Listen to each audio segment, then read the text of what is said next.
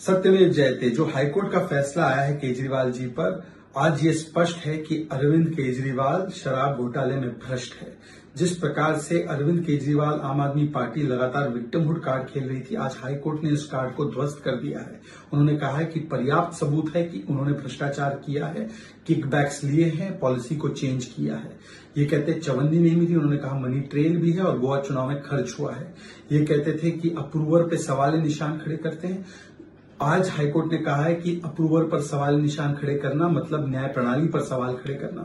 और जो ये लोग पिछले कई दिनों से कभी इलेक्टोरल बॉन्ड को लेकर, कभी किसी और चीज को लेकर ये ध्यान भटकाने की पूरी कोशिश कर रहे थे, आज कोर्ट ने कहा है कि इन सवालों का, इन बातों का कोई मतलब नहीं बनता। आज सवाल सिर्फ इतना बनता है कि क्या कोई नैतिक अधिकार बचता है अरविंद केजरीवाल जी के पास कि वो मुख्यमंत्री बने रहे और सरकार तिहाड़ से चलाए। आज हाईकोर्ट ने न केवल शराब घोटाले के सरगना का पर्दाफाश किया है, परंतु जो सियासी धर्मांतरण हमने देखा है, जो हुआ है रामलीला मैदान में, उसका भी पर्दाफाश किया है।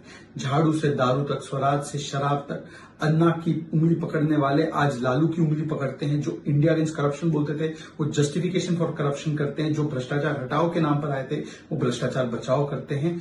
और जो आरोप लगने पर इस्तीफे की मांग करते थे, आज वो निर्लज होकर सरकार तिहाड़ से चलाना चाहते हैं। तो कितना बदल गया इंसान, इसका भी आज एक प्रमाण मिला है हाईकोर्ट के इस फैसले से।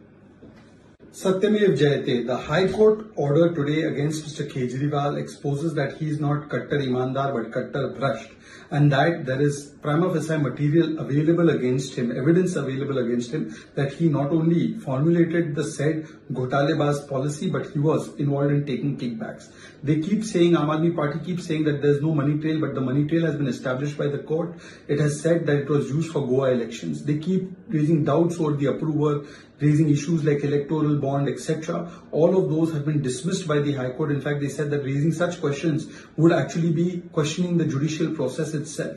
And today there is no victimhood card or wriggling room available for Aam Aadmi Party. And the question is only this: is there any moral right left for Mr. Kejriwal to continue, and that too from Tihar jail? These are the people who used to say at a drop of a hat or on an accusation that there should be resignation. Today, forget giving resignation, they are trying to run the jail from inside, the Sarkar from inside jail. This is the siyasi dharmantran or political conversion that has taken place. From India against corruption to justification for corruption. From Bhrashtachar Hatao to Bhrashtachar Bachao. From Daru, from Jhadu to Daru. From Swaraj to Sharab. These people have shown their true faces, which has been exposed by the High Court order today. There is no room left for the Aam Aadmi Party to play victimhood card. Today they must tell us that how can Mr. Kejriwal continue as Chief Minister, that too from inside.